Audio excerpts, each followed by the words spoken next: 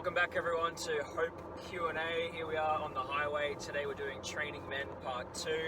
Go check out Part 1 if you didn't. How are you, Tom? I'm good, mate. I'm good. Back into the swing of 3 services a week and I'm loving it. How good? It's a good time. I get to hear all 3 of them. Whether that's a good thing or a bad thing. It's a thing. You should know. You should feel like it's a good thing. I don't want to say it in front of you. So Okay. yeah, you'll know. Okay, so we're doing Training Men. Yeah. So last week we kind of discussed maybe the things that you look for in future men, certain qualities. We talked about Spurgeon and the things that he looked for in raising up future men. Future ministers. Yeah, future ministers, future preachers, future pastors. How might those things that we talked about then relate to the things that Paul puts forward as qualifications for elders? That'd be in 1 Timothy 3 and Titus. Yeah. I could be accused of going to Spurgeon's qualifications and listing my own qualifications for men in ministry and neglecting what Paul said in 1 Timothy 3 and Titus 1. That could be an accusation. So yes. we've got part 2 to make sure no one can accuse us of that. Yeah, so this is what Paul says of to Timothy that overseers or elders, pastors need. And I will say this, most of what we were talking about last week will fall under verse 1. Again, the very first qualification. So, in qualifications for overseers, Paul says this saying is trustworthy. If anybody aspires to the office of overseer, he desires a noble task. Verse 2. Therefore, an overseer must be above reproach, the husband of one wife, etc., etc. Now, people usually think that the qualification list starts in verse 2. An overseer must be, etc., etc. But actually, it starts in verse 1. The qualification that is actually primary, that is first, before you even consider making them an overseer, they have to be ambitious with a holy ambition to be an overseer. He says, if anyone aspires to the office of overseer, he desires a noble task. If they don't want to do it, well, that's your answer. They're not called. They don't think highly enough of the task. They don't think it's noble. They don't think that it's something that a godly man should want to do. It's not something that they have any desire to do. That's not a sin, but the sense of call is the first one, because once they have that, then you can start assessing the rest. But you can't manufacture a sense of call. You can't manufacture ambition and desire and aspiration. That comes from within. Right. So once somebody has that, so if somebody says they've got the call, they feel that desire, then you say, well, okay, how do you measure up against Spurgeon's 5 key requirements? How do you measure up against the 4 Gs that Tom said? That'll tell us whether or not that call is from you or that ambition is from God. Yep. Then, when it comes to the actual ordination of a man into the office of an elder, which is different, training future ministers is different to ordaining those ministers. Okay, you don't have to have everything here in Timothy down pat before I'll train you. I'm training you to embody all of these things. You know what I mean? Yep. So, whereas if you're ordaining a man, which is what Timothy was meant to be, he needed to select a man who ticked off all these boxes. Yep. So he says, the second and onwards qualification. An overseer must be above reproach. Above reproach meaning that he does not have a terrible reputation. He's above being able to get called out on all these secret or hidden sins. He's a reputable man. He's got integrity. Who he is who he says he is. He doesn't have a list of secret sins. He's above reproach. The husband of one wife, or literally a one-woman man. Now, I would argue that a one-woman man doesn't need to be married. If he is one woman in the sense that he's not pursuing multiple women, he's not distracted by women, he's not sexually immoral, he's devoted to his future wife, even if he doesn't know who she is yet. You can still be a one-woman man and single. But it means that, especially in these days, you don't have multiple wives, as some did.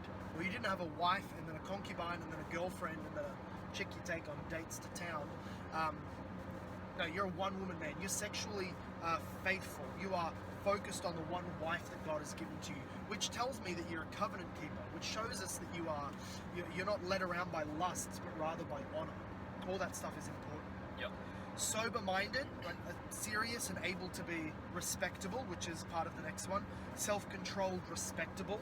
They're not a silly clown. They can have a laugh, but they're not silly. They're not immature and crazy.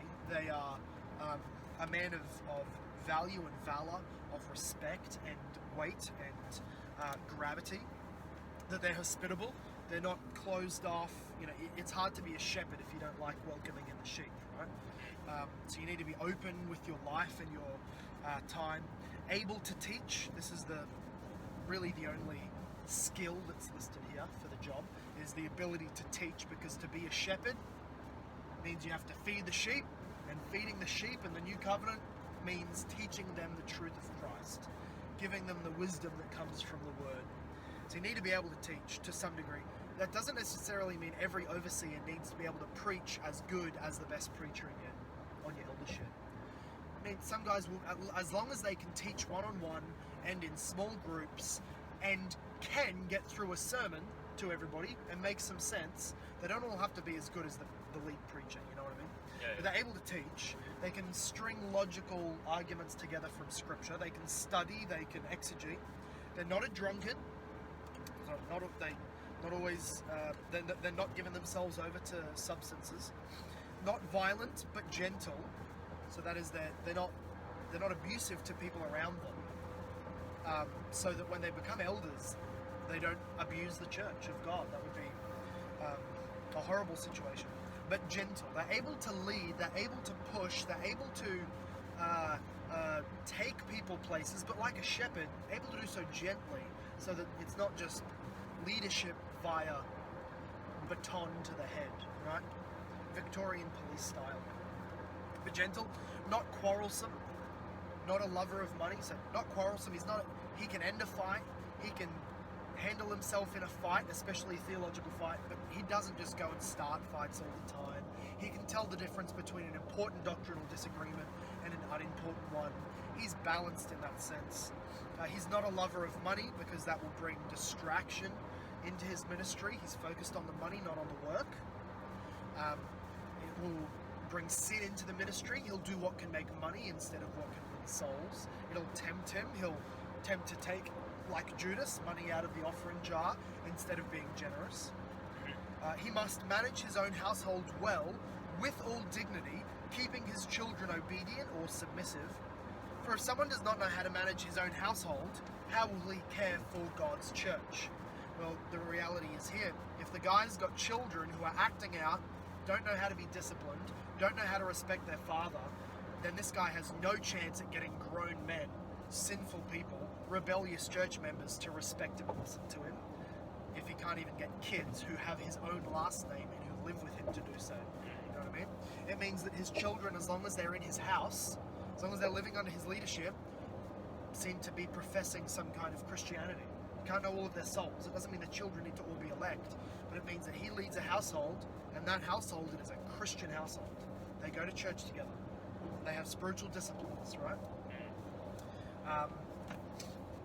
He must not be a recent convert, or he may be puffed up with conceit and fall into the condemnation of the devil. Moreover, he must be well thought of by outsiders, so that he may not fall into disgrace, a snare of the devil. So you want to make sure that a guy is not extremely recent in his conversion, or it'll just go straight to his head. Now that is already a pretty relative term, because how recent is recent? Well, it kind of depends on the comparison between him and other people in the congregation. You know what I mean? If you've got people who've been saved for 20 years, this guy's been saved for 3 weeks and seems to show some promise, don't put him over those longer in the faith people. However, in other parts of the book of Acts, we see Paul planting a church, moving onwards, and then coming back a year later and ordaining elders. And, well, that's okay. Yes, they're a recent convert, but they're also the oldest convert in the church. They were the first saved. So it is quite comparative and relative. We shouldn't be too legalistic on this, but the general principle is there. If he's young, and if he can join the church and then look around at people and go, wow, look, I'm leading people who have been saved 3 times as long as me. Look, I'm new to the faith and I'm already a pastor. That's going to be the issue. Yeah. Right? So it's fairly comparative. And he needs to be thought of well by outsiders, so he doesn't bring the church into disrepute. He needs to be a guy who, not that the outside of the church will love him, but that because the more faithful you are to the word, probably the less you'll be loved by the outside world. But they still think well of you. They don't think you're a drunkard, you're a loser, you owe all of them money, you're a scoundrel, and now you're a pastor. But rather they think, he sticks to his guns, he teaches the Bible, he's a consistent, integrous guy, he's a good neighbor, he's a good employee or a good employer, whatever it is. When they're being honest, they can give testament to your integrity, whether they like you or not. It's kind of the general gist. So that's Paul's requirements, and the reason I spent the whole last episode talking about different requirements to that is because that's not how you can tell somebody's called to ministry. Right. If we get into a mindset of reading, and some people do, they read that and go, wow, anybody embodies those things, they're obviously called to the ministry, they need to take a step up into preaching and pastoring. If they can tick all those off, that's a dangerous way to think, because when you actually read through that, this is like basic Christian maturity. Yeah, this is basic Christian maturity. As long as you're not a recent convert, you should be able to fulfill all of those other things. Not a drunkard, okay? Not sleeping with multiple women, not fornicating, not greedy for money. Don't ever get in the mindset where you can read that and go, well, I'm not a pastor. 2 wives is okay for me. Being greedy for money, a drunkard, it's okay for me. No, not at all. So rather, I think that first requirement of the desire, the ambition, the aspires, an aspiration, where they have that, that's when you go, okay, let's assess you. Let's develop you. Let's see whether you've got what it takes for ministry, and then what you're developing them into, and making sure that they've got as a basic foundation is what Paul says in 1 Timothy 3. Are you a mature, stable, Christian man with integrity who leads your family well? In other words, are you faithful in all the things you should already be faithful in before you're a pastor? That's what you work on. But that call, that sense of ambition is the all-important one to start asking, do we sow into this guy to develop it? Yeah, okay. So I've said it before, every single guy in a local church should, and pastors should be preaching this way, and putting responsibility on the men and calling them up instead of treating them like children, where as long as you turn up once a week or once a fortnight, you know what, you're doing tremendous, we're just glad you're here. No, men, and I tell them this from the pulpit in individual meetings, men need to be exemplary. You guys need to be leading the way in your family, not getting dragged to church by your wife, showing the example of service. All that stuff needs to be on the men. Every guy in a local church should, not will be, but should be fulfilling all that we just read in 1 Timothy 3. And if they're not, then they need to repent and sort it out. So you should have a church of guys that are Elder qualified. elder qualified, even if they don't have a calling. So you should have a church of people who meet all of the requirements of guys that meet all of the requirements except for the first one. They just say, I don't have an ambition. I feel like God's called me to my job, to my family and my family business. It really should only ever be the first requirement, which is that ambitious, noble calling, the desire. That's the thing that should be the only real trigger, and not make an excuse for other things. And some people might push back and go, well, plus teaching. Like, teaching is the other thing that you not all men need to be able to do. And I would say in large measure that's wrong. All men should be able to teach, because you're required to teach your wife. Of course, I will make a delineation between elder qualified teaching ability and being able to just answer your wife's biblical questions. Yeah, there should be a difference, but it's not like the degree of questioning is going to get easier just because it's your wife. Like, the church is made up of people just like your wife, who's a Jesus-loving, spirit-filled person in this day and age with difficulties. If you can't answer your wife's questions, if you can't help her read the Bible and understand, if you can't teach your wife, that's a problem. So elders need to be able to be exceptionally, above average teachers, but every guy needs to be able to teach his wife and family to begin with. we've talked a lot about the qualifications for elders and the things that you look out for in training men. What would be some of the maybe disqualifying aspects of a man, or something that you might decide to not train a man, or maybe sideline someone that you were training? Would be some disqualifying attributes. Well, the first one would be, as we've already said, not having the call. You know, it's very obvious. I just won't engage them, or won't seek to.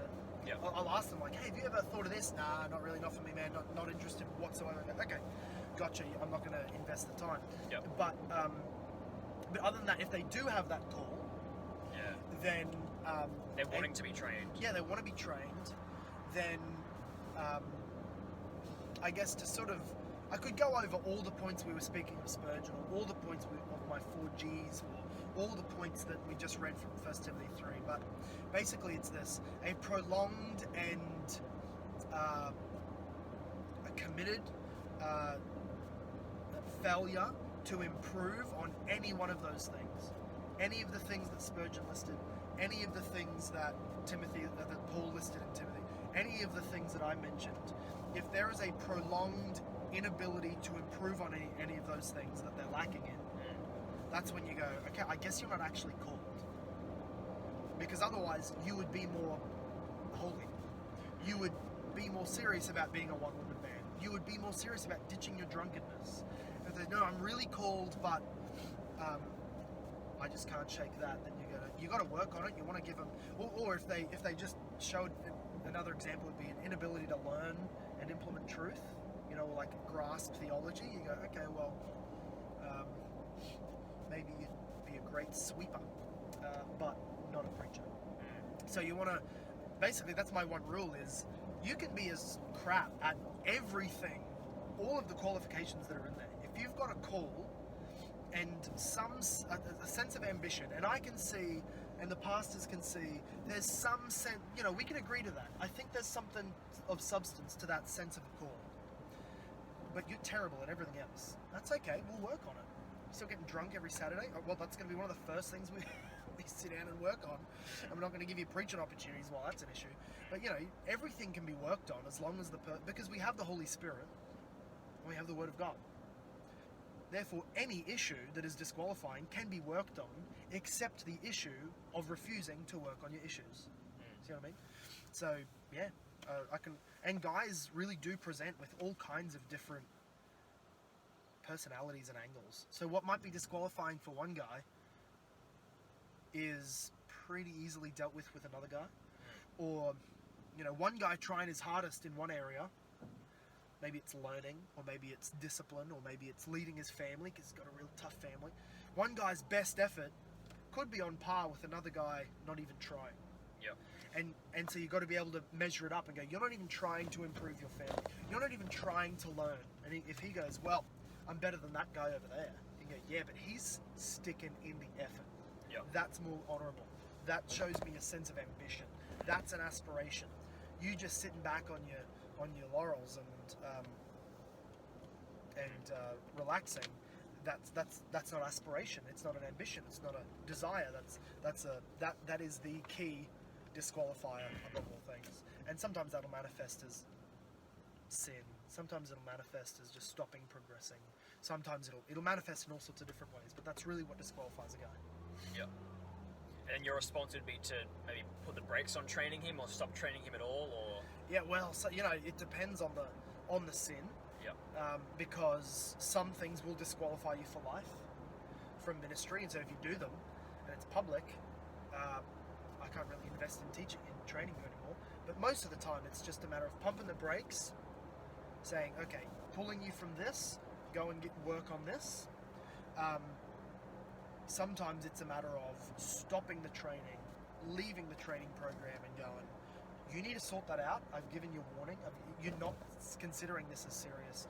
You need to go and work on this, or and I won't recommence training until you have.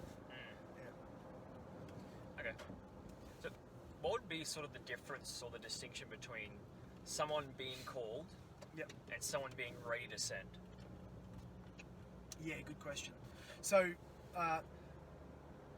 just because somebody Just because as an elder I might look at somebody with the eldership and say, this guy is called. That doesn't mean we're saying we're ready to send him next week. Doesn't mean we're saying to the church, just because we're saying to the church, he's going to preach, or he's going to do this, or he's going to serve in this way, or we're going to train him, doesn't mean we're telling everybody he's about to be your elder next month.